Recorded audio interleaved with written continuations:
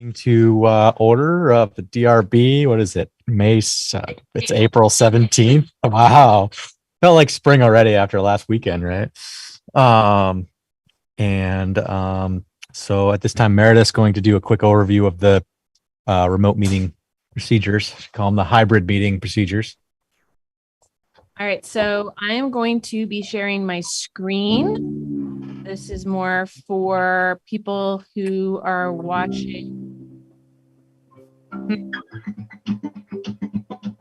If everybody who, I'm gonna just go and mute some people.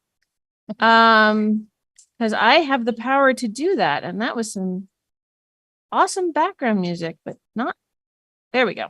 All right. So the stuff that you're going to see on your screen is more for people who are watching this meeting via ORCA Media, but the things I say are applicable for everybody who's on remotely. So for those viewing tonight's Development and Review Board meeting via ORCA Media, you can participate in tonight's discussion via the Zoom platform through either video or telephone access options.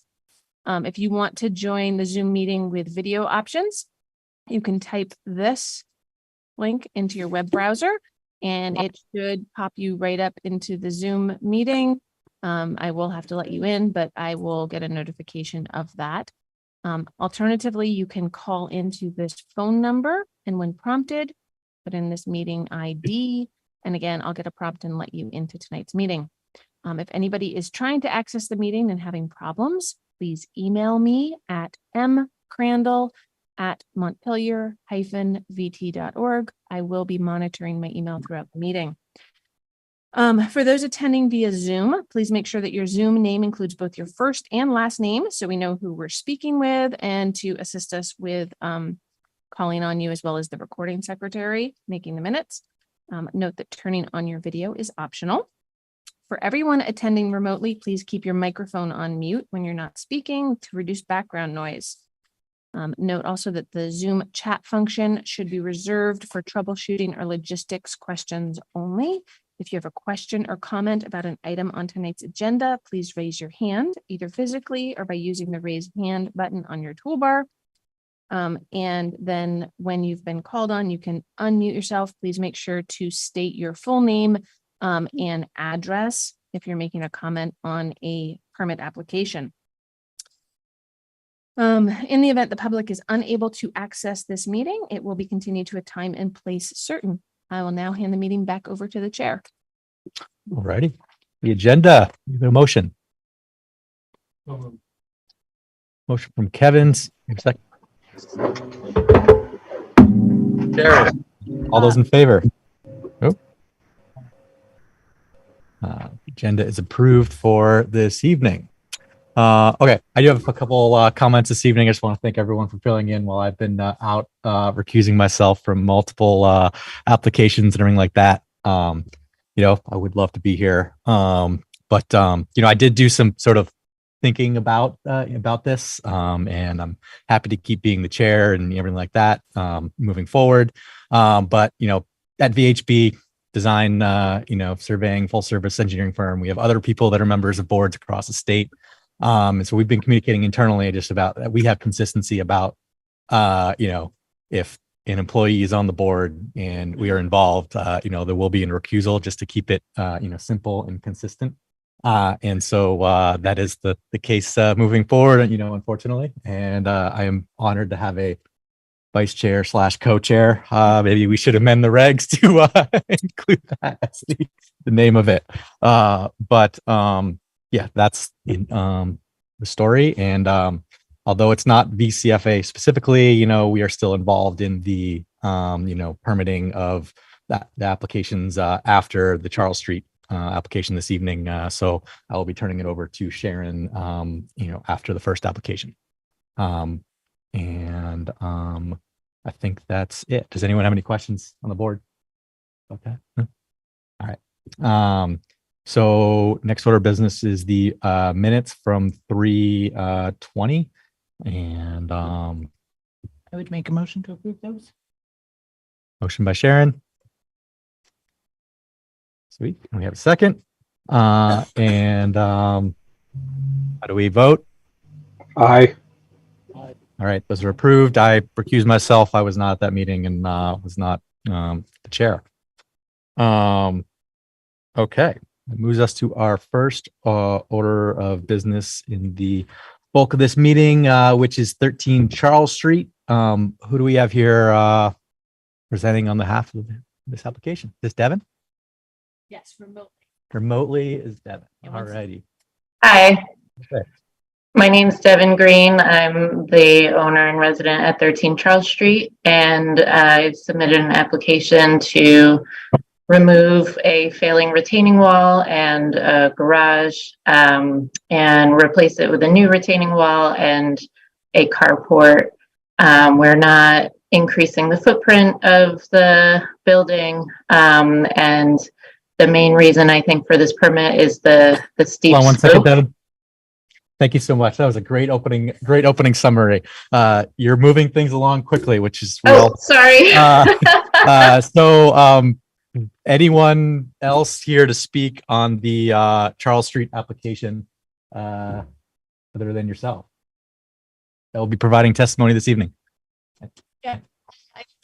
Casper had a question about the application. Shayna, if you think you might be testifying, maybe raise your hand or just let us know if you think you might speak about this application. No, I was just really interested. I just had never been to a meeting and I got this thing in the mail and I was like really curious about the meeting. So that's why I'm here. Sorry. Yeah. Thanks.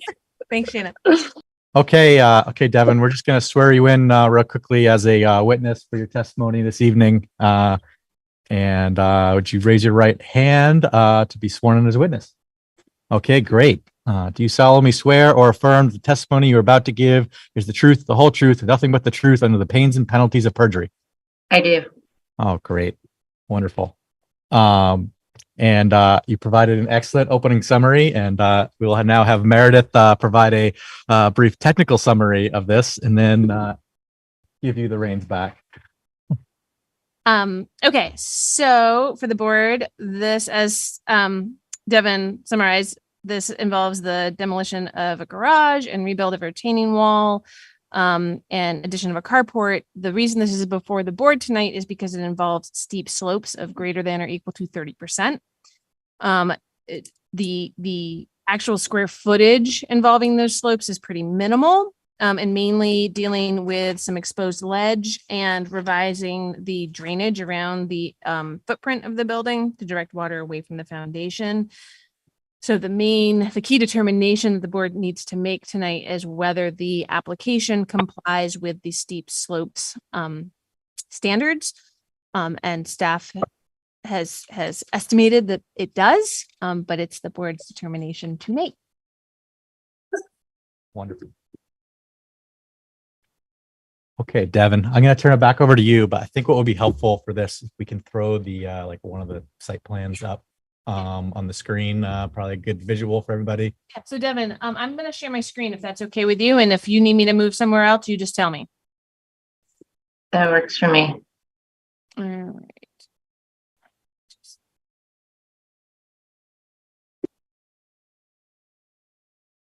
So you can, I think you want to have Devin start talking while I'm getting to the right page. Yeah. So go ahead, Devin, while she scrolls to it. Yeah, so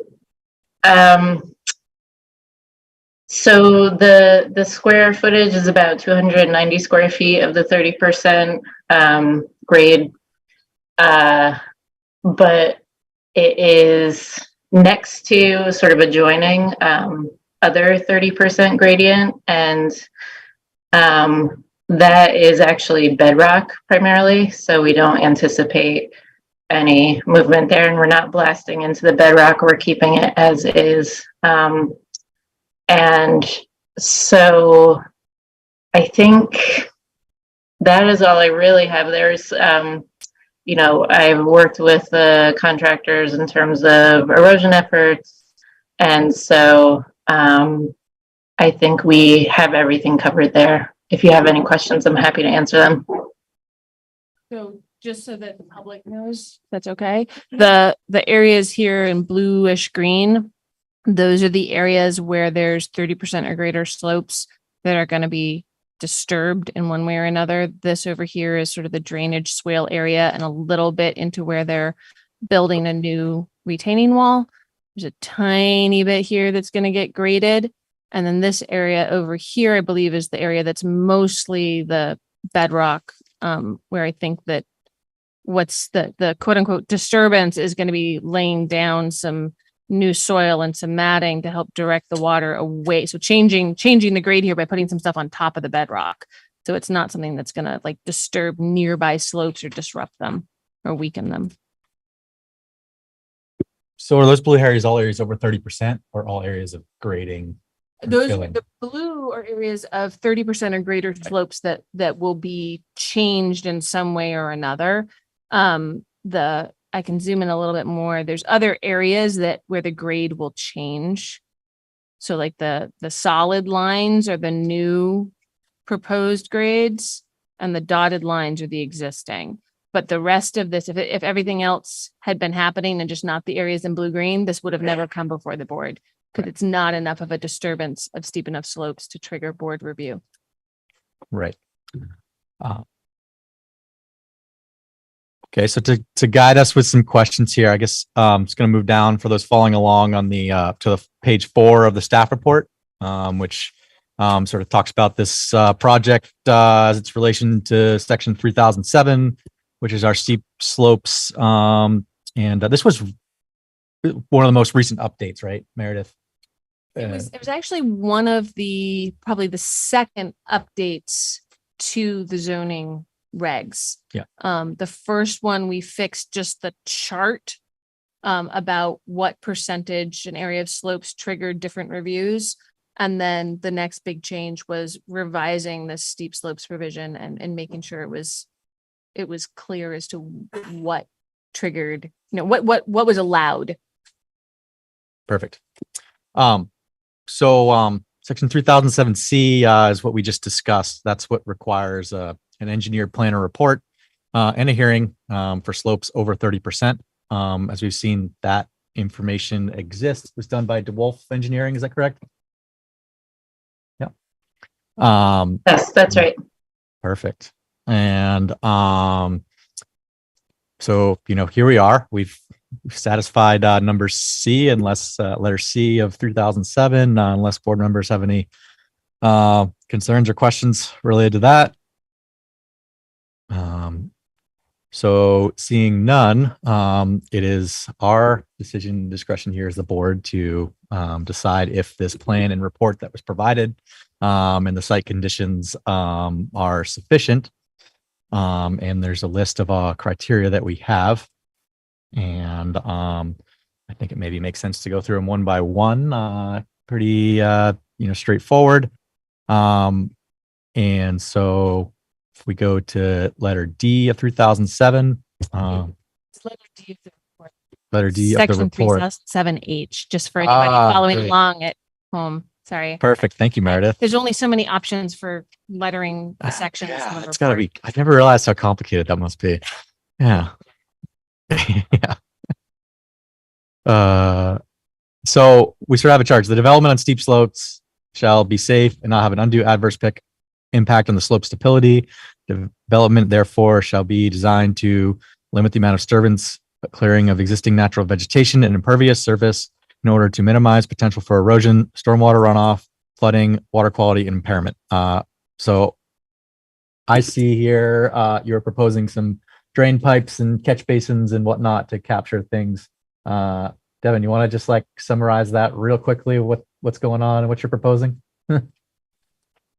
I think you've sort of summarized it. We have some drainage that will help. Right now we do not have those drain pipes, and that will help avoid erosion. So it looks like you have the slopes area on the north side of the house, That's right. bringing into a catch basin, going into some pipes, and then out into the city's, catchment system. And then, on the rear of the garage, it appears that it's pretty small in size. And the drainage will be going on the south side of there. I'm looking at that's It goes down This is a like swale here. swale there. All Yeah, right. I yeah. think the area will still go this way. And then on the south west corner of the house, looks like we're pretty much just putting it back to the grade at which it is right now. Is that correct? That's correct. Right. All right. So I don't see any issues there. I think a well thought out plan. And no new slopes will be created greater than 30%. That seems to be correct with your plan here. That's right. And that seems to be staff's finding also.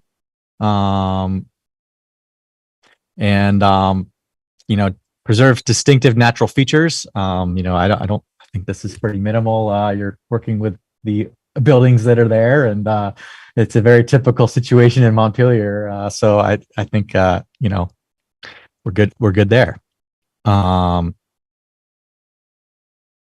And then, the next one's about maintain the pre-existing rate and retain the pattern of stormwater leaving the property.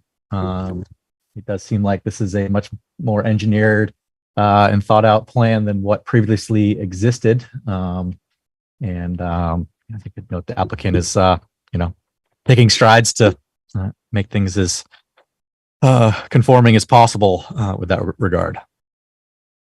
Yes. And then, produce a final grade that's compatible with the surrounding natural terrain. It seems appropriate. Does any board members have any comments or questions thus far? Like a pretty solid project. I think so too. I think Placement and upgrade and. wonderful, Excellent. wonderful. Absolutely. All right, let's make sure we're not missing anything. We'll skip down maybe to page 6 of the staff report.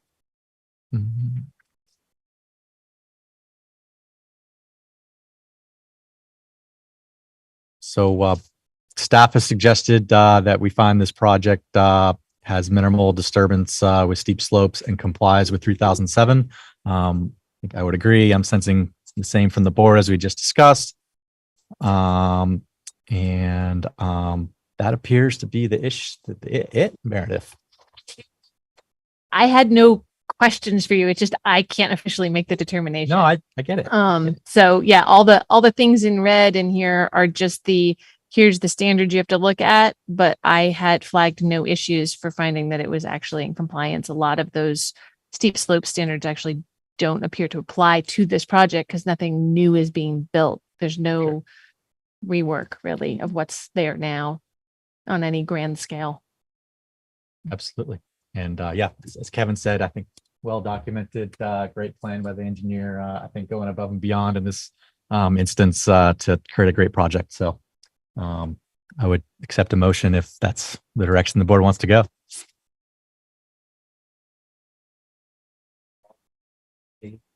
Failing retaining wall and garage, construct a new retaining wall and build a new carport on land involving slopes of 30% at 13 Charles Street as presented in application number Z-2023-0030 and supporting and supplemental materials.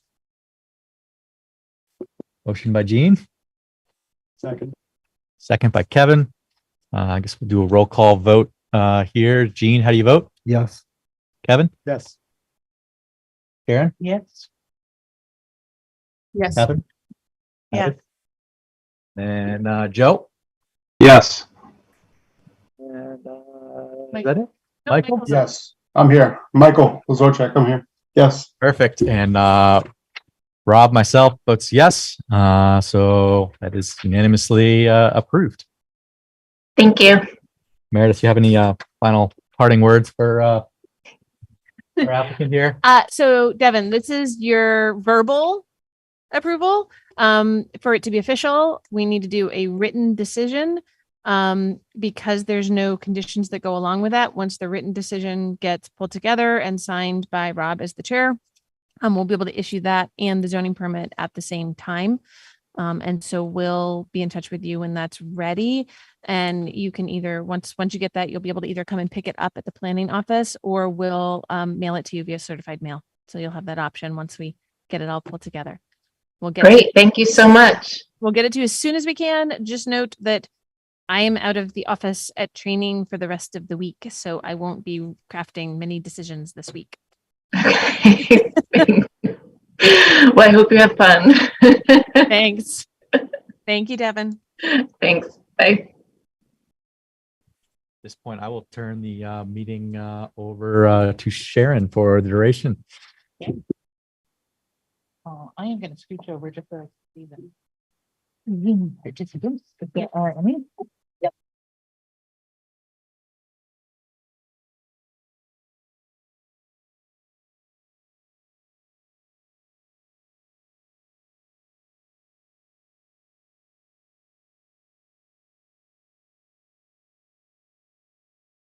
Okay. So our next application that we're looking at tonight is the 35 College Street. Do we want to have the applicants come up to the table? Feel free to grab some more chairs. I wasn't sure how many of you were going to be coming to speak at the table, but everybody who's going to talk, you will talk into that microphone. Which moves around pretty easily. It's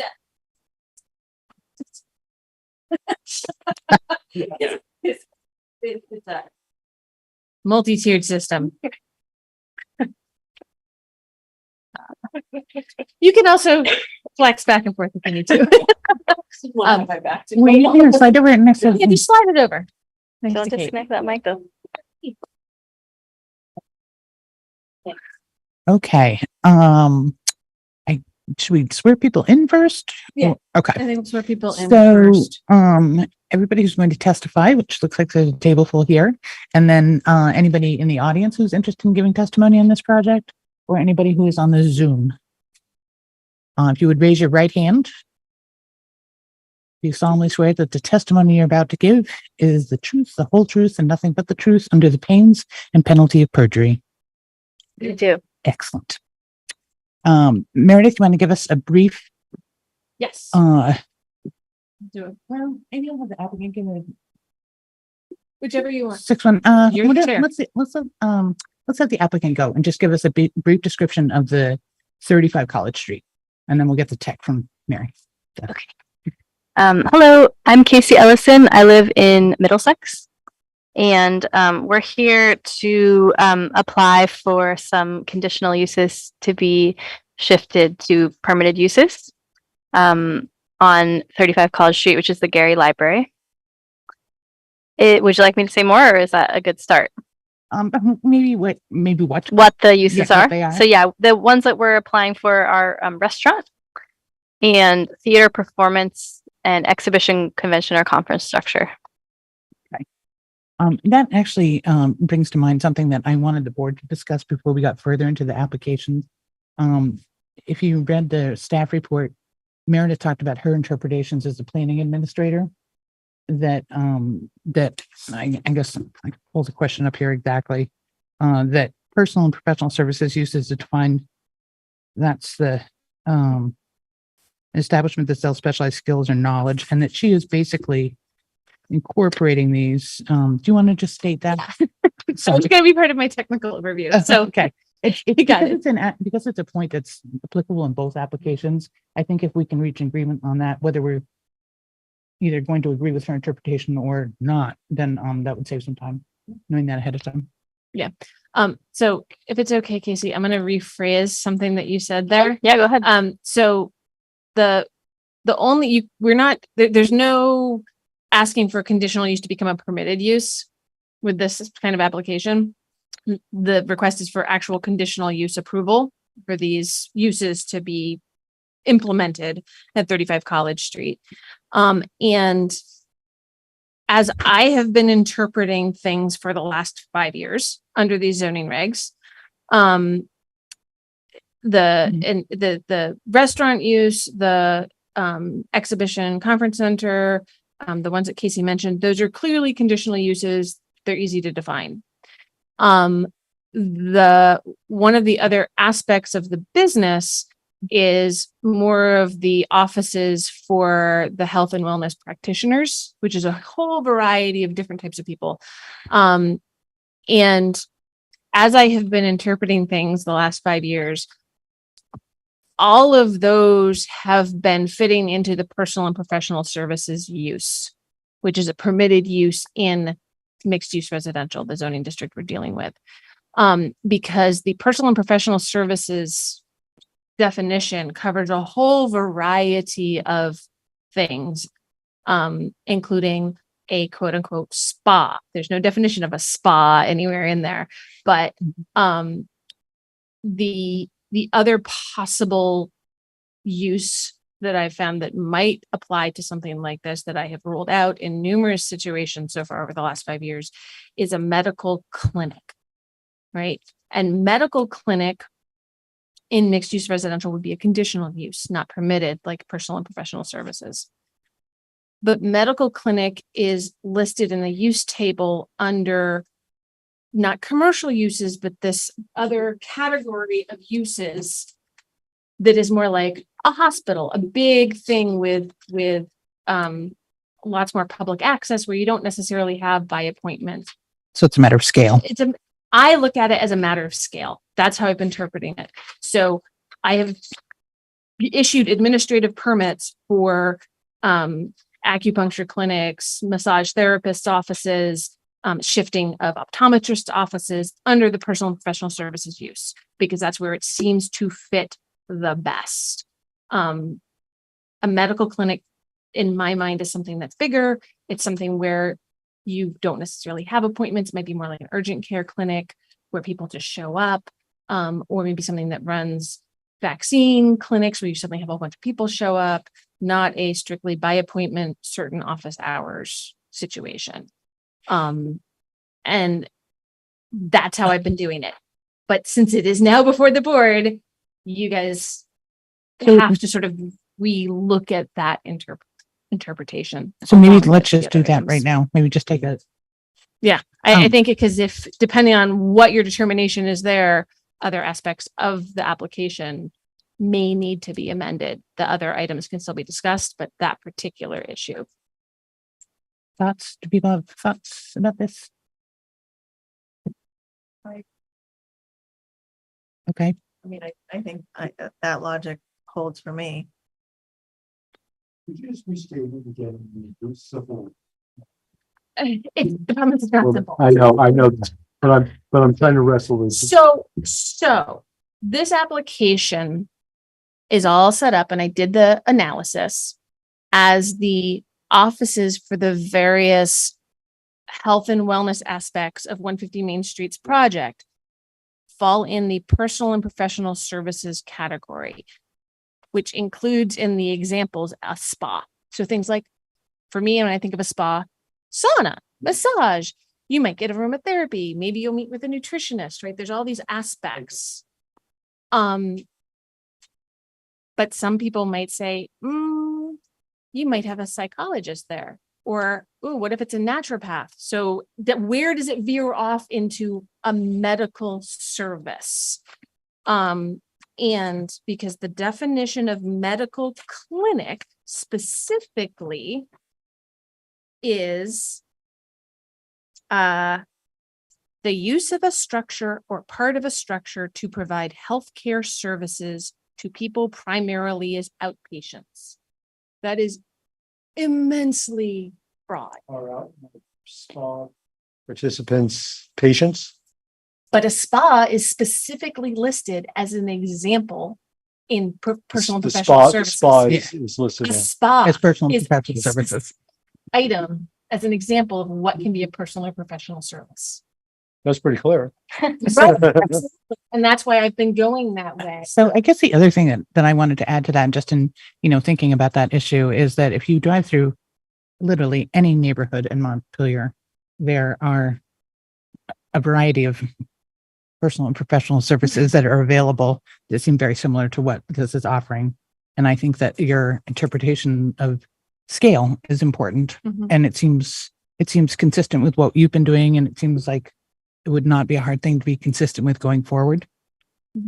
So I don't know if As a administrative note, the lack of clear definitions of how you distinguish this type of wellness clinic from, say, a doctor's office, from an urgent care clinic, from a 24/7 place is something that I've talked to the planning director about and is high on the list of clarifications to make in the zoning so that there are bright line tests going forward. Well, over the last 4 or 5 years, I mean, there's been a sea of change Mhm. in this area, you know, particularly with the home-based systems. Yep. So I don't have any problem moving forward on that. Awesome. From the applicant, you don't want us to- I'm a little confused with, so with the project's description as far as also holding spaces for entertainment or performing arts or community versus just, I just wanted to hear from the applicant as far. So that's a separate part. Is it? So what we were, Okay. I just wanted, because this particular thing about personal and professional services was in both applications and it was sort of up in the air. Oh, I see. And it would mean that we had to kind of readdress everything if we didn't agree with Meredith. I thought we should just get it on the record that Yes. we did. Okay, We yeah. went So- through so- this. Okay. You're looking at scale and trip generation as opposed to, you know, a personal interpretation of the nature of the services. And agreed that should be clarified. And, you know, you've got a long list of things that need to be clarified. So let's get this on the list too. Yeah. Awesome. Thank you. Haven't been necessarily doing fine for the last 5 years. Okay. So do you want to maybe like do a little quick technical wrap up on the rest of it? Yes. And then we'll turn it back over to the applicant and hear Jean's questions. And Now that that's dealt with, and I already summarized about the change of use. So the reason now this is before the board is because some of the uses that are being proposed in the flex space at 35 College are conditional uses. And this is a little different from some applications because there isn't one specific use with a specific number of square feet that is happening on the first floor of, which is the upper floor, but the first floor of 35 College Street. It's a flex space so that for some type of events, it might all be a pop-up restaurant where almost all of the 4,000 square feet is a restaurant for that evening or 2 evenings. But then other times it may be that the restaurant part isn't in use at all. And you've got some leftover maybe aspect of the academic library going on in there in a corner that during a restaurant period would just sort of be nice ambiance in the background. And then you've got, you know, some other event where you've got people showing up. So what I directed the applicant to do is to say, okay, here is the most intensive possible use for the 4,000 square feet to then look through for conditional use review. Okay. So that is the big question for the board. Do note that the staff report does not incorporate any of the public comments that I sent around to you all that came in after the staff report was published. Some of those comments have some suggestions or questions that might be amenable to conditions. And then there's a couple minor questions in here outside of the conditional use review criteria. One about whether or not a specified loading area is needed, and then a landscaping determination. But those are the big question is, does this application meet the conditional use criteria? And are there any conditions that the board wants to add into any potential approval to deal with some of the public comments? so let's maybe go back to the applicant and hear more about your project. So, and whoever's talking needs to have the microphone right near them so that it can be recorded for minutes and everybody remotely can hear. Okay. So what would you like to hear right now? I'm sorry, I just want to make sure I understand. You are proposing a flex space. Maybe a little bit more about that. What you're talking about? Yes. So basically, what we're proposing is understand whether we'll be able to have a space that includes food service and drink service. So alcohol served, food served, We'd like to have a space for events to occur. So theater space, cabaret space, small concert venue space. And basically what would be happening would be kind of a variety of things overlaying during business hours. So we've kind of outlined that there would potentially be business hours all day long. So 8 a.m. to 10 p.m. on the weekdays and potentially later on the weekends. So basically, things would be happening at different times during the day. So in the morning, we would, imagine kind of like more of a juice and coffee bar situation with some food served and potentially kind of a co-working space in the main room. And kind of going into the evening. These are just examples. For example, the co-working isn't something we've settled on, but it's something we're discussing. Going into the evening with more kind of food service happening all day long. And when I say food service, we're not talking about like a full restaurant. We're talking about more of a cafe without a hood, sort of a less intensive food service situation with potentially some takeout or grab and go kind of things as well. And into the evening where we would have kind of varying arts events, concert events, theater events occurring, sort of like a multimedia situation with the food service and drink service serving that as well. And this is all kind of the upstairs space. We've also talked about having potentially some office spaces. We have there's a couple smaller spaces in the room that would potentially be rented out or used as part of co-working. What we're envisioning is sort of like a multi-layered, multi-dimensional thing that would bring kind of life into the space at all hours. Am I forgetting anything? Well, we're just talking about the upstairs right now. Yeah. Mm-hmm. What'd you say?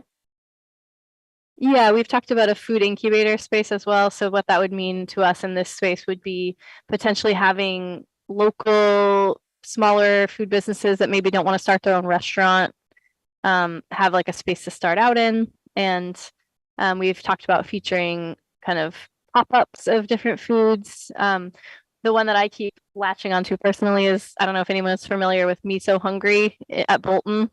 They serve like little Japanese rice ball sandwiches with nori wrapped around them and miso soup. So things like that where you don't need a really big prep space, but you can make kind of a nice fun product and have kind of the townsfolk get like a little more variety with foods that we don't have and all that kind of stuff. And also serve help people have a little bit easier time starting up and sharing space with others, sharing space and expenses. Questions from the board about the content of their flex space?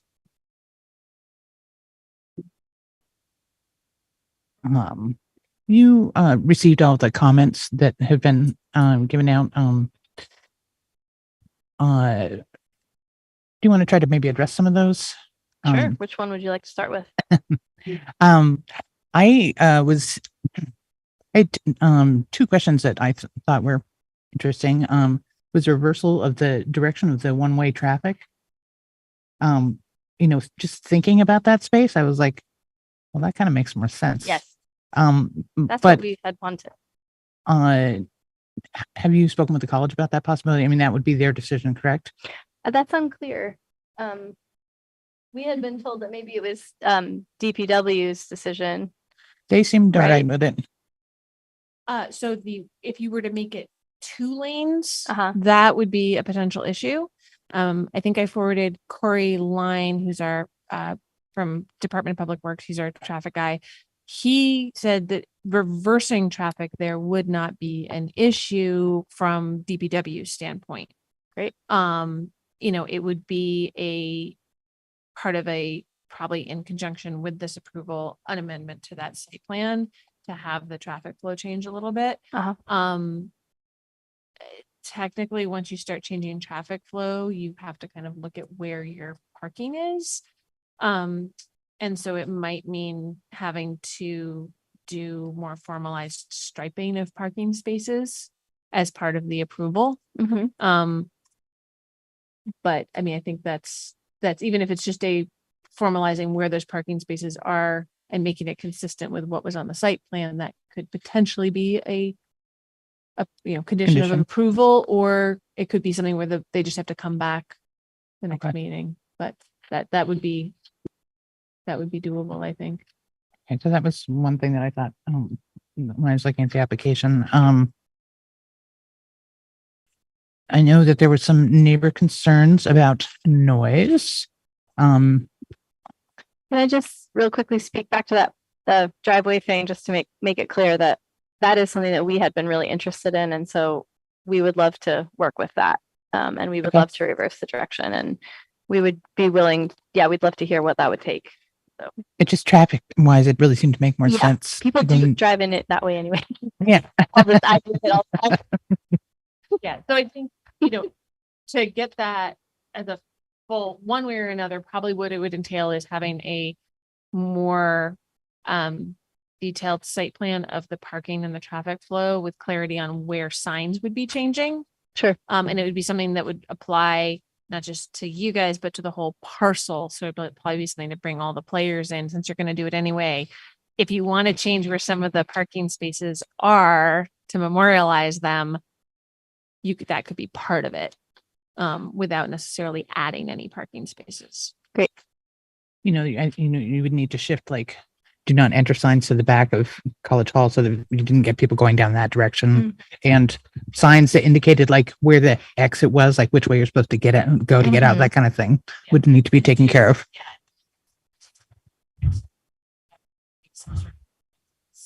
Mhm. Flow is different. And something to check with probably the college about reaching out to some of the larger service providers like trash and everything, who maybe have been used to not having to turn around and be able to just go out that way. I don't know if they Sure. do or not, because that's narrow. But Yeah. the coordination, parcel wide with how traffic flow is, so that there's new directional signage everywhere to make clear to Definitely. everybody.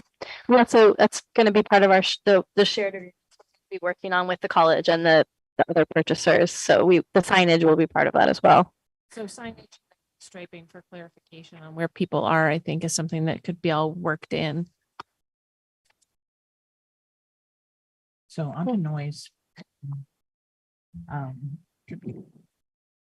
In terms of, have you done any kind of like testing or measuring of noise?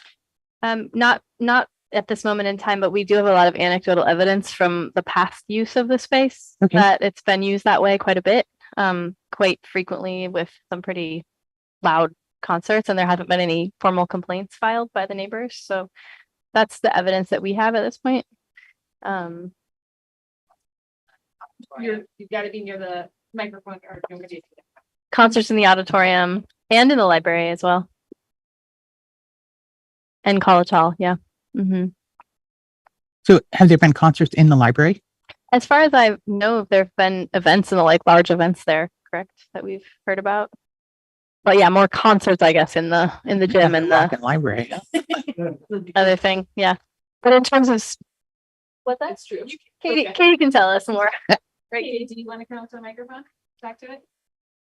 Come talk to this microphone, Katie. And just identify yourself. Yeah. Vermont College of Fine Arts. So we've regularly held board dinners there that have gone late into the evening. There have been concerts. Our music composition program has had concerts in that space. It's not the natural place. We normally have that in Alumnus Hall or in College Hall, but it's certainly a place that we've frequently used in a multi-purpose fashion. Great. Thank you. We're also just thinking of proximity in terms of if it's Alumnus Hall, it's potentially even closer to the neighbors who would be worried about noise. So Gary being a little more removed, and being kind of right in the same vicinity of a place that's had very loud conferences or concerts. We were thinking very loud, very, very aggressive conferences. That's horrible. We're thinking that it's probably going to be a similar scenario. Okay. Hopefully. Do other people have questions? I have a couple more, but I don't need to do all the talking here. Hi, Ellen. I'm sorry, Ellen Serdell. And I used to be a member of the Green Mountain Film Festival, and we had events at the library.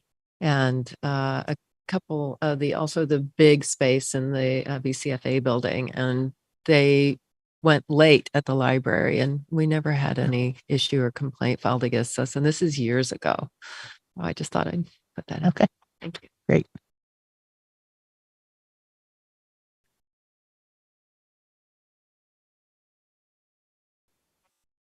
Public with noise. Do we want to just bring in the public since we got a comment or Yeah, not? if there's, do we have people who, have questions?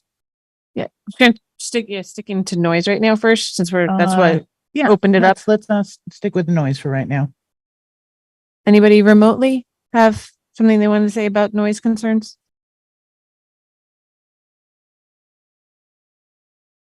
Okay. Yeah, I know there was, Paul, just as a reminder that in the written comments, one of those was a concern about hours of operation and whether things could go later than 10 or not, just because of the flex in the noise ordinance. It has a drop. The city noise ordinance has a drop of allowable noise after a certain hour, but there's no like set hours of operation or anything like that. Right. I guess my understanding is it sounds like they have had things there and the noise ordinances have been in place and there hasn't been a complaint. So that seems to work for me. The other question that I had, I think it was Paul Carnahan that brought up the locations of the dumpsters. That is a long walk at night, for bringing trash out when you're done with your restaurant shift. I don't know if there's, I see Katie getting right up to talk about that. Read through the comments earlier today and talked to my director of facilities, and he said it would be really easy to put some smaller bins much closer to the building. Just, that dumpster is there so that if we need it, it's available, but we certainly can make adjustments so that it's more convenient for folks. Okay. Thought that was a legitimate concern. Meredith? Sorry, just if that's the solution on that, just a note that it would be part of the amended site plan that would include the parking situation. Mhm. So that, because the location of them needs to be identified, and they would probably need to have, depending on where they are, they might need some kind of screening or something. If they're viewable from the street. If they're Right. really tucked in behind the building, we probably don't need to worry about screening. Though you might want to, as mentioned in the comments, think about whatever those bins are having some sort of bear proofing on them, because there is a pretty big area of woods and wilderness back behind there. So I guess there have been bear problems. So That would be part of an amended a site plan that would need to be filed. okay, so the site plan needs to be amended to show Yeah. a new location of And then- bear-proof dumpsters. Yeah, and if they have to, bear-proof dumpsters. Yes. Okay. Perfect. We're gonna float them about 15 feet in the air. The pulley system. I guess if that's going to be an actual condition of the permit, I would request that it's not that specific. Yeah, I don't know. Bear-proof dumpsters are a thing that. No, is like a I'm sorry. permit. No, that's fine. That is not a dumpster with a lid. Screen dumpsters. If it's not bear proof, that's on you guys and you'll be dealing with it. Right. Oh, no. Some regions of the We're not asking for super fancy, just something closer to your back door. There was also a question about loading docks, Meredith, that you identified. Yeah. So it's just it's a determination I think the board needs to make. Mhm. Based on the attestations in the application, it doesn't look like there's going to be anything bigger than like single unit trucks coming there for deliveries. There appears to be adequate space behind the existing building without having to adjust the parking areas or designate a designated loading area. Like these are single unit trucks that are going to pull up, find a place to park out of those 38 spaces, unload, reload. But the board needs to just confirm that they agree with that it doesn't look like they need a designated loading pull-up area. Any thoughts by board members?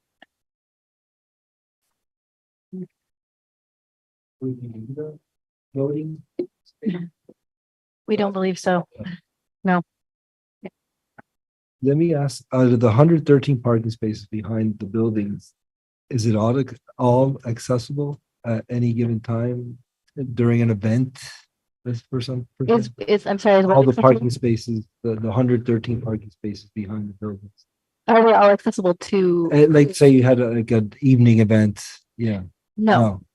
No, we're looking at a smaller number of those spaces being designated for us. Designated, Yeah. is that what you're Mhm. saying? Need to be designated for the Gary Library?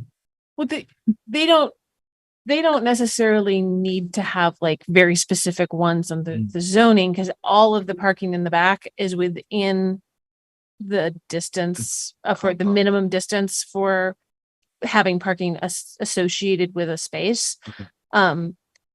And the looking at their buildings under the minimum parking space requirements that we have in the zoning regs, if they're using the first floor of the Gary Library at its max level for minimum parking needs, as well as at the same time using all of the wellness center offices, right? All the whatever treatment spaces they have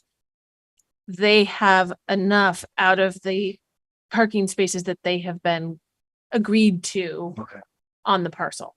And probably the way I looked at it, probably their biggest events would probably be more evening events or weekend events when maybe the treatment spaces wouldn't need parking. So within the purview of what zoning can require, my review is they have more than sufficient parking.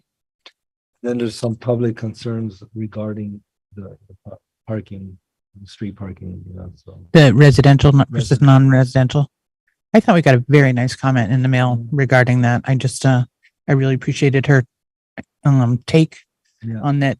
It's a sort of semi-exclusionary, unnecessary step to take. Do you want me to read any of that out? Sure. Yeah. I don't have to necessarily read it all. So there was a comment from someone concerned about the potential for events using up on-street parking, especially the more residential streets versus say College Street. And there was a follow-up to that from Christine Zakai that made several points, including that one, the city zoning already calls for off-street parking for residences in this neighborhood. So residents are largely already parking on their own private property. There was also a comment on, if suddenly those side streets were resident-only parking on the street, isn't that going to cause problems when you have people visiting from town and they can't park on the street? You have to suddenly have special parking permits, including when you have, a service call. There was also issues about, once you start doing that, you start having to figure out some form of enforcement. And then as Sharon noted, I'm going to read this one verbatim. Resident-only parking sends a clear message that non-residents are not welcome. In an era where carefully cultivated culture wars seek to sow divisiveness between people of different economic circumstances, different races, people of different countries of origin, etc., I'd like to encourage our city to choose to be welcoming. Let's commit to having public goods like public streets continue to exist for everyone. Oh, that was great. You're welcome. And thank you for members of the public for raising all sorts of questions and thoughts. Yeah, I think generating some really good feedback. Let me see, what else do we need to do here?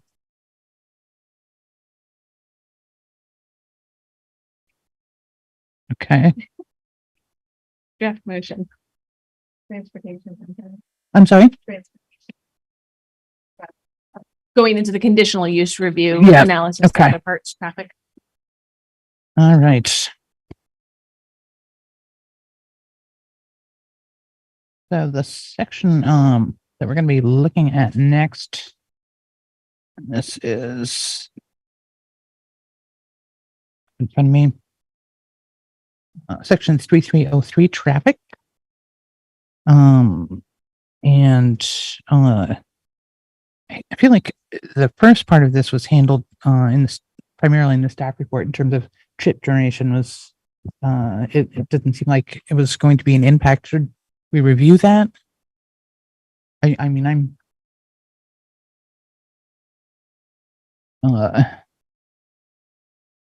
You mean whether or not a full traffic study was necessary? That yeah, I part? mean, I don't think a full traffic study is necessary. And it seemed that the number of trips that you calculated were well within the acceptable range for that area. That was the conclusion of Department of Public Works as well. So that's good. Is that based on the uses that they're describing, or? Do you want me to explain that? Yeah, yeah, walk us through Yeah. that. So what I asked the applicants to provide, and I confirmed this with Corey Line, who's our traffic person at the Department of Public Works, the project management director, is the analysis is comparing the quote unquote existing uses. So as that was an academic library use for that building. And so doing an estimate of how many trips that generated. It's somewhere between probably a peak library use and something a little less because VCFA was not a full residential, institution the entire time, but other members of the public also used the library. So took a sort of conservative approach to how much traffic that would generate, and then looked at the max potential traffic generation of the new uses, which would be a high turnover restaurant based on the, there's a ITE traffic manual that gives you these numbers. This is what any traffic analyst is going to use. And so looked at if the conditional use space was a high turnover, full 4,000 square foot restaurant, how many trips would that generate at the peak hour? And then compare. So you're looking at the increase in traffic in the neighborhood at nearby intersections. And that's even if you look at this max capacity restaurant, that increase is less than 50 trips at the peak hour, even in the evening. You're not looking at the kind of new traffic impacts that, according to our regulations, require a more in-depth traffic study. And like I said, tried to use some sort of conservative numbers, looking at the highest potential impact and sort of a medium range, what's there existing, knowing that it fluctuated with the And VCFA a use. high turnover restaurant is more impact than a concert. Mm-hmm. Okay. Yep. A high turnover restaurant has more people coming and going within that 1 hour. It's not looking at how many parking spaces you need. It's looking at how many Traffic. trips. Yeah. Because it's not about necessarily getting vehicles in. It's how many new vehicles are you having going through all the nearby intersections, all condensed into that period. Okay. And a concert in a 4,000 square foot space isn't actually going to have that many traffic because you've got performance space, right? And then you have your space to mingle, and there's layers in there also of like fire safety code that we don't deal with, but about what the capacity is of that space, how many people they're allowed to have inside. So that's the ITE traffic generation looks at some of those things when they look at how many trips per hour, I believe. I have a question. In the application, there's lots of great information about the connectivity with downtown, how well located this is for access by pedestrians and people cycling. So just curious whether there's a plan for any additional bike infrastructure beyond what's already in the vicinity of the site. We haven't fully detailed that yet, but we have identified some spots that we'd like to put more bike racks, and definitely have a lot of bikers in our crew. So definitely on the Yeah. I was on just the like radar. having that facility can also, encourage that behavior if Absolutely. people know there's a secure Definitely. place to park a bike. Yeah, and we're definitely willing to put more, like, make that a more detailed proposition as soon as that needs to be done. That's definitely on our interest Okay. radar. Maybe include that on the site plan. Yeah. Location of bike. You could do that, Rex. or it could be if that's what you want for this one. Yeah. No. It's doable. Would that work for you Yes. guys within this cycle of having that on there? Yeah, Okay. I think that would. Yeah. Location and, something rough on volume. Yeah. So.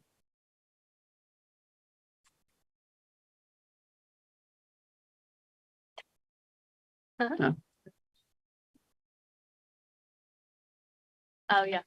Yep. We're having a point made here that it's part of the shared agreements that we need to be making with the condo association. So Mhm. we might have to actually converse with them about that as well. But Yeah. from our end, it's very doable, but we'll have to chat with the condo association agreements about that. So just as a point of, if the board wants to make a decision tonight, something to think about is that there will be future applications for changes of use for these parcels. And if the board was amenable to it, the actual location of bike racks could be part of a future site plan amendment that's administrative. It's a possibility, in case, because if they have to work with the condo association, which Yeah. hasn't been formed because none of the buildings have been sold, so there's no actual new owners yet. Right. If they're trying to coordinate where those bike racks are so that they can be used by multiple Yeah, uses, that might be then having smarter. that be a Yeah. condition of this actual permit approval, if that's Just where we you're add going, something. might be a bit much. So we could add something that just said that they will get back to us with the location of. Well, but would they come back? They might not come back to you, right? If it's No, you, otherwise, no, then we're back to you. yes, come back to me. Yeah. Yeah, 'cause Totally it's good with that. awesome. I'm done. Yeah. Yeah, that could be. That I could mean, be that's a reference that we could just add to it. That Yeah. We haven't had one like this is we haven't had a application like this. We have language noting some of the other issues that, one would expect would be, addressed when the condo use agreement is, advanced, maybe there's a time limit if by which there's no, progress, then there's an expectation that there's some, site by site decision. Yeah, so you're suggesting there be a condition of approval that the future condo association docs will. Is that what you're asking? That there Yeah. be something in the condo association documents? Well, that just seems out of our purview for Yeah, this evening. I mean, we've done that. We can do that with certain like planned use development and subdivisions, but in this one, that's a little hard. So you could just say that applicant has attested that there will be bike racks and that applicant will return to the zoning administrator for a, site plan Update. amendment. Yeah. When agreement on where those are has been Yeah, reached. It works. Seems reasonable. Okay. Yeah.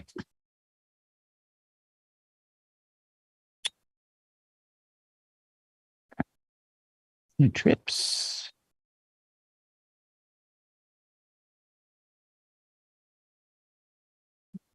I think we're, are there other questions about traffic or cars or such?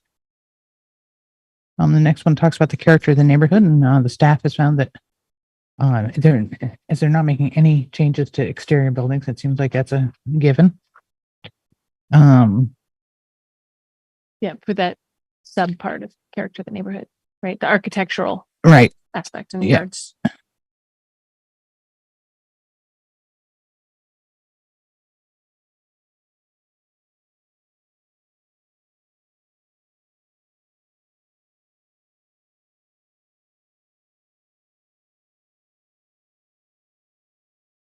Okay, so also character of the neighborhood has architectural compatibility. That certainly seems fine. Speak up enough so they can hear. Oh, too. sorry. The microphone is for remote, Oh, but if we have the PA system on, okay. it creates Sorry. some weird echo. So, character of the neighborhood first deals with architectural or, and that obviously you're not changing anything, so that's fine. Yards, lot coverage and landscaping. The staff found that it, complied with it. Which also makes sense because you're not changing anything there. The next one is, the impacts of the use shall be consistent with the neighborhood, especially with respect to noise, hours of operation, and other features that define the area's character. The existence of one conditional use in a neighborhood should not necessarily be interpreted as justification for similar conditional use to be located in that area. So I think that we've talked about the noise, and so uh, noise and performances, there are no new lights proposed. There's no grill or exhaust hood associated with the restaurant. And we've talked about waste. Are there questions? Comments? Anywhere? Okay. I guess I would say that we have determined that the proposal does not have an undue adverse effect on the neighborhood and character of the neighborhood.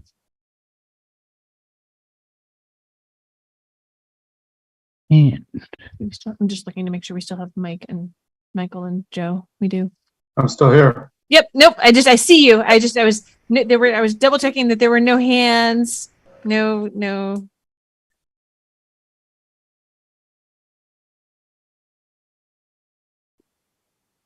okay, and then the last part I have here is 3 key determinations needed by the board prior to any motion. I think we've dealt with them.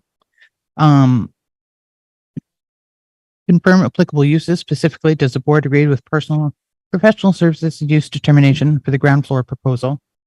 I think we just said yes to that. Does the proposal require a designated loading area, or is the current arrangement of the site sufficient? Answered my question. Thank you. Yeah, I really feel like that's sufficient. And does the application satisfy the conditional use standards, particularly that 1, the proposal won't have an undue adverse effect upon traffic in the area, and that the impacts of the use will be consistent with the neighborhood, especially with respect to noise, hours of operation, and other features defining the College Street East State neighborhood? And I feel like we just talked about that. Yeah. Are there questions, other testimony that people want to give?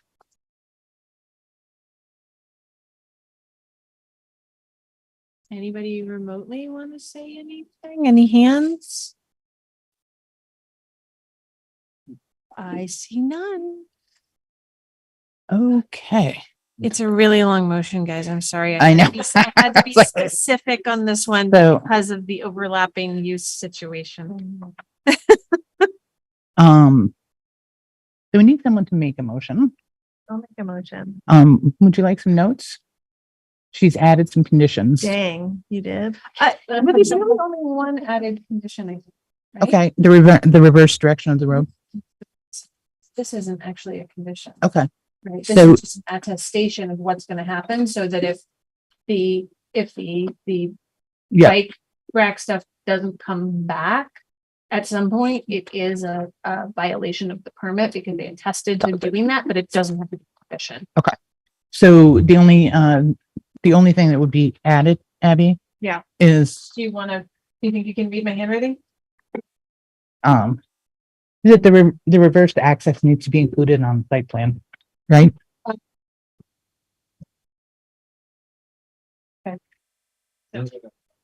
But all of this, subject to I know. condition. Oh, hang on. What?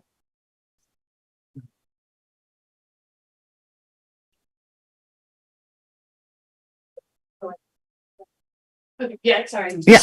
I'm wondering if, similar to the conversation we had about the bike racks, if the reversal of traffic could be part of that conversation that we have with the other potential owners. We're certainly open to it. We think it makes a lot of sense, but it just may, I'm just thinking about the new school, which is, you know, I want to have conversations about their buses. I think they'll be open to it too, but I would hate to have you make us do it if for some reason we can't. Or I don't know. So does the board feel like, sorry, I need to go back to the microphone. Yeah. Yeah. Thank you, Katie.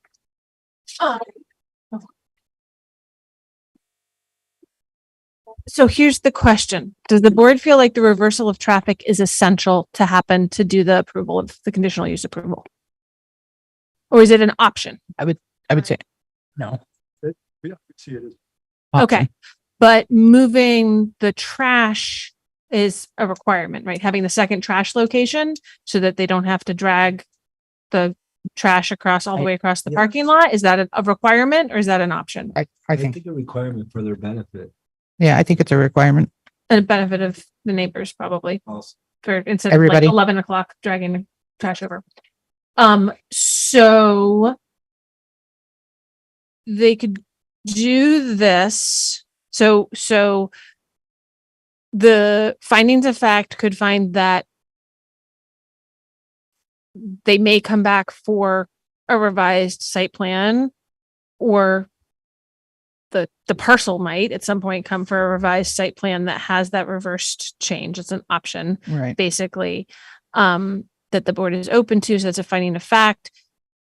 Before that actually happened, there would need to be a new zoning permit by somebody, some applicant, and who's on the parcel would need to do it, right? It wouldn't necessarily have to be 150 Main Street. It just, because it's a property, right? It's a property change.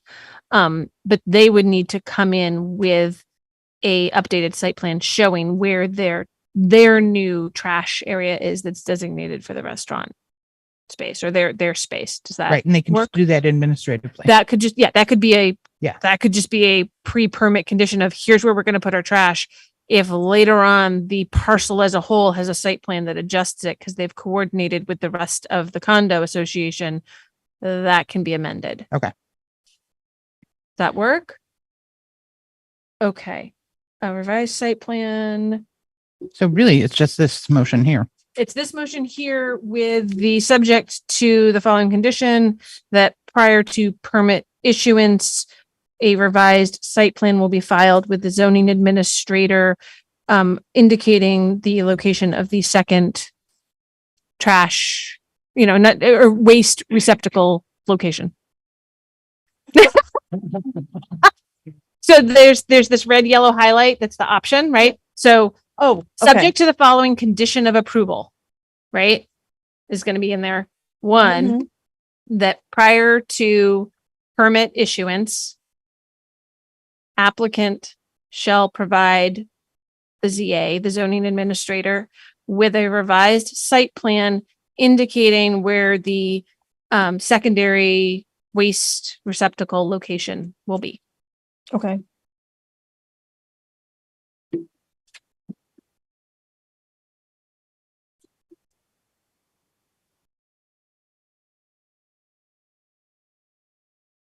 Five years of doing this has finally made some of it quick. All right. Okay, so I'm ready to make a motion. So motion to grant the request for conditional use and minor site plan approval to change the uses in the Gary Library Building at 35 Collins Street to A, 4,000 square foot of mixed use flex space on the first floor, including conditional uses of restaurant, eat in or takeout, performance theater and exhibition, convention or conference structure conditional uses. Oh, whoops, sorry, conditional uses is there twice. That It's doesn't- okay. The second conditional use is Okay. was a typo. And permitted uses of museum, gallery, or exhibition hall or pavilion, plus the existing library and academic institutional uses. And B, 4,186 square feet of personal and professional services uses for health and wellness center on the ground floor as presented in application Z 2023-0029 and supporting and supplemental materials, subject to the following condition. Prior to permit issuance, applicant shall provide zoning administrator with revised site plan indicating location of secondary waste receptacles. A second. Let's do this by roll call. Jean, Yes. Kevin, Yes. Michael, Yes. Joe, Yes. Catherine, Yes. Abby, Yes. and I vote yes as well. That's that. Thank you for everyone who testified. Number 2.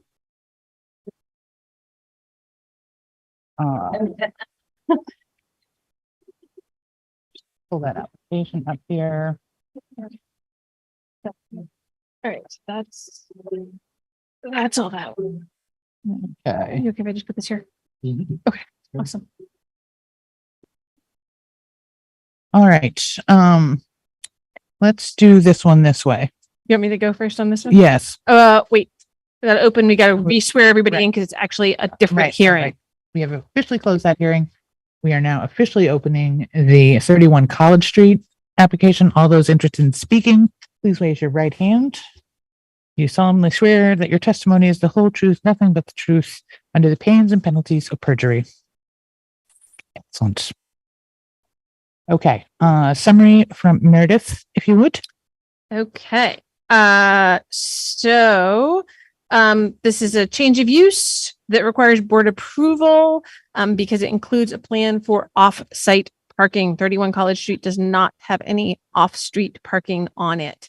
It uses parking on the adjacent alumna parcel that we just dealt with that 35 College is on. So that is, especially now that, I mean, you're going to sort of reconfirm the determination about the personal and professional services uses officially within this hearing. But outside of that, the approving the offsite parking is the major ticket item. And then just a minor confirming my analysis that the application is exempt from the landscaping provision. That's it. And this is the whole building will be the personal and professional services aspect is my understanding. Okay, so maybe we could hear from the applicant about what your ideas are here. Yeah. You want to talk about parking? Sure. There is no parking for the Crowley Center. There are no parking spaces on that separate little tiny parcel, and there's really no potential for separate parking spaces on that parcel. But there is parking available adjacent in the large parking lot with 113 spaces. And I'm sorry, what was the use of what's the use of the building? I mean, I was just reiterate, I- with the 31 College Health Street. and Wellness Center. under the personal and professional services level of service. Yes. Okay, that's what I wanted to know. Thank you.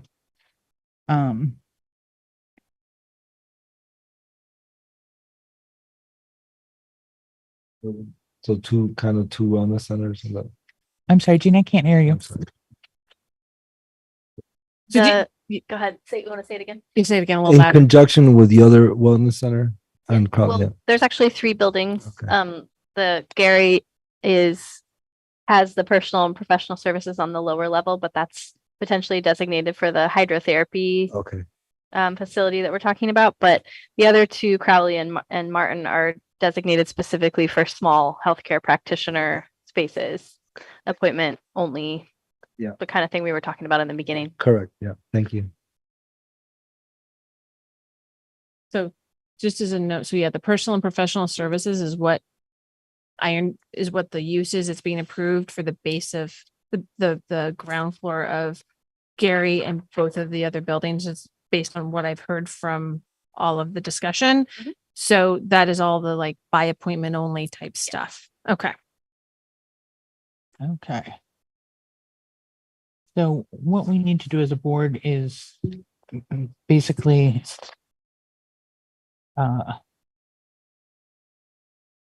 we can allow offsite parking to meet the minimum parking requirements. Can you just talk a little bit about what the minimum parking requirements would be? and how they might be met in some other fashion. So the 31 College Street has 3,600 square feet of interior space. So we look at that. And based on the use that's proposed, which is by appointment, sort of regular appointment times, and not, nobody's staying there all day except for the people who work there. That space requires 8 parking spaces. The 8 parking spaces can be approved by the board on a adjacent or just nearby parcel, as long as it's within a 1,000-foot walk of the associated use, which 1,000 feet would be the other end of the adjacent parcel, so no problem there. And the from the applicant, the attestation is that for all 3 of these buildings, it'll be part of their project, one of which isn't really within the board's purview because it doesn't need their okay. They're going to have 38 parking spaces, which is more than enough under our zoning regulations to meet the minimum parking requirements for all 3 buildings at their highest parking need. When you say 3 buildings, the other one being the Martin House? Yes. Okay. Yep. And there's since the board has confirmed that the personal and professional services use is the correct use to apply to the wellness center aspects that have been discussed, that there's no need for the permit for that change of use for that building to come here. Can I give a little sort of big picture talk about the change of use for a second? I know you want to wait. Do you want to do the parking thing and then I'll step back and do that? I want to sort of clarify why Martin House isn't here, even though it's on the same parcel as 35. Sure, go ahead. Okay. Thank you, Sharon. So a lot of times when we talk about changes of use or zoning permits, the board or I will look at the whole parcel. And here we have to analyze the whole parcel. But because the discussion is that these different buildings, especially on the bigger parcel, are going to be owned as a condo association situation, the permits tie, yes, to the parcel as a whole, but very specifically to specific buildings. So for this 150 Main Streets project that involves 3 buildings, each building needed a separate zoning permit. And only those buildings that have aspects that need the board review Are here. So Martin House it has all of its parking on site. There's no conditional uses involved. That permit is completely separate and administrative. So there was no need to roll it in and add to what the board had to look at. Excellent. So, and then, the parking, they need 8 off-street parking spaces that can be met with the parking that's available to the project as a whole on the alumna parcel. Okay. And still allow for all the other existing and anticipated uses per the chart that's in the application.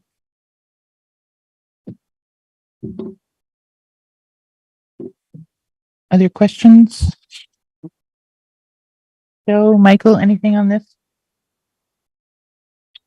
No, I don't have any questions right now. Thank you. Okay.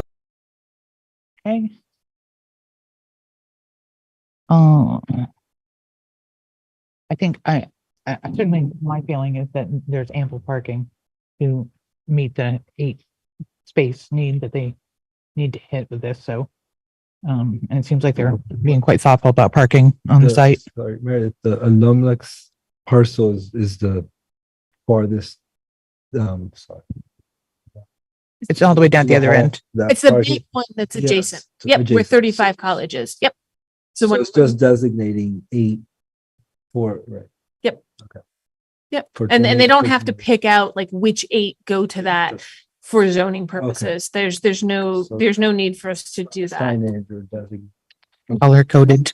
No, they'll work out. So any internal signage that's sort of an internal direction between the different businesses and uses, as long as it's not signage that is designed to be seen from off the parcel, is outside of zoning purview. That's all just sort of internal marking.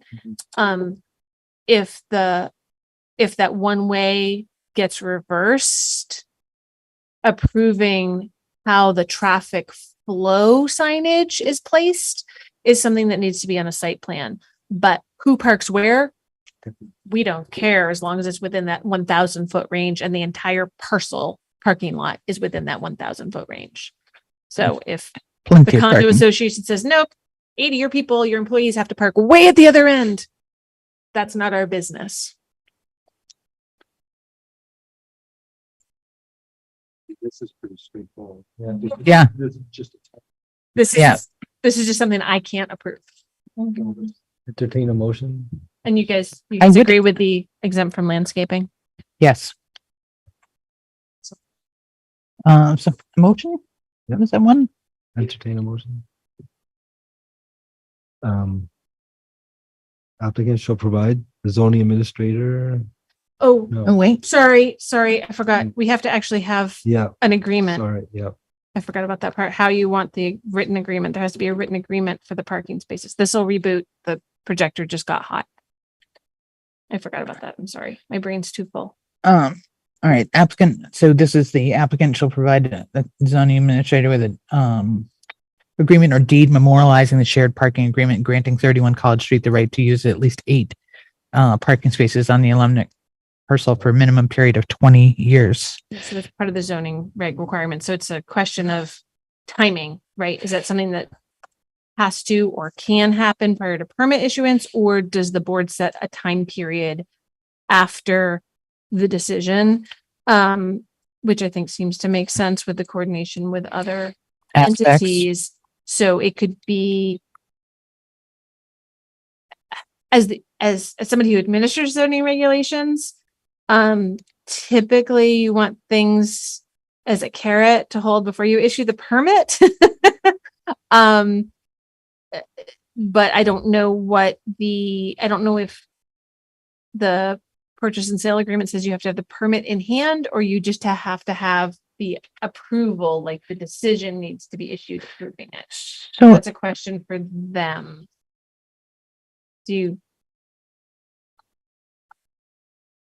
Just approval. Okay, so if you don't need the permit in hand, it could be, 30 days, 60 days of the decision. So within 30, 60, somewhere in there, days of decision, applicant shall provide the zoning administrator with an agreement or deed memorializing the draft shared parking agreement, granting blah, blah, blah. So, 90 days is what we would say.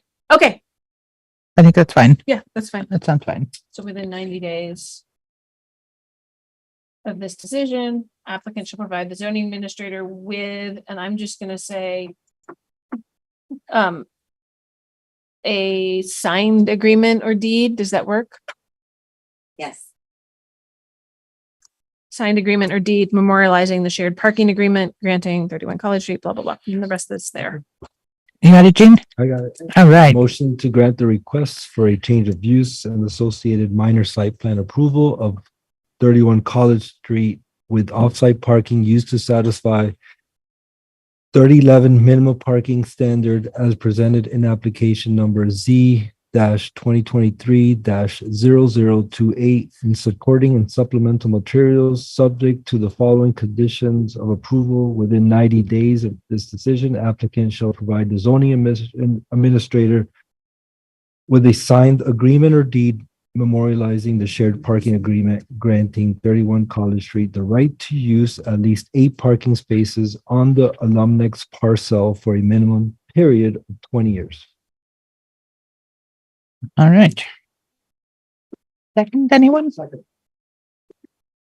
Further discussion? Gene, how do you vote? Yes. Kevin? Joe? Yes. Michael? Yes. Catherine? Yes. Abby? Yes. And I'm a yes as well. Thank you very much for the public for attending, and thank you applicants. Thank you. Okay, so a little reality check. I've got 3 decisions to write, and I am in training all day for the next 4 days in a different city. So I will do as much as I can, but I also then have 3 staff reports to write for the next DRB meeting that is in 2 weeks. So I've got like Today, or they hand us that thing. when the 90 days starts from when the decision is signed by Sharon. So you're going to have more than 90 days. We have maximum, we have to get you the decision within 45 days of tonight, or you get a no conditions approval of what you applied for. So you will get that decision in less than 45 days. But I will get it to you as soon as I can. But it's gonna have the conditions on it that you heard tonight. So at least you don't have to worry about what No those are. news, No no surprises. What's the training? Well, Audra's retiring in a year, so I have to learn all the certified floodplain management stuff. So I get 4-day crash course in that. Nice. It'll So, hopefully be really cool. Do they send you somewhere that Mm. floods really easily for that? Waterbury? so our next meeting is when? Our next meeting is Monday, May 1st, and we do have for board, guys, we do still have a public meeting going on. So the next meeting is Monday, May 1st. There are 3 applications. You can see what they are on the pending applications for public hearing page. They're linked. There's 2 sketch plan subdivisions and demolition of a portion of a historic structure. And we will not have one of our board members for that particular application. Because he has to recuse himself. And it's not Rob this time. It's not Rob this time. Sweet. So Joe, do you have anything you want to add? No, I'm all set. A motion to adjourn? Second? Somebody? Second. All in favor? Aye. Bye. Thank you, Joe. Thank you, Michael.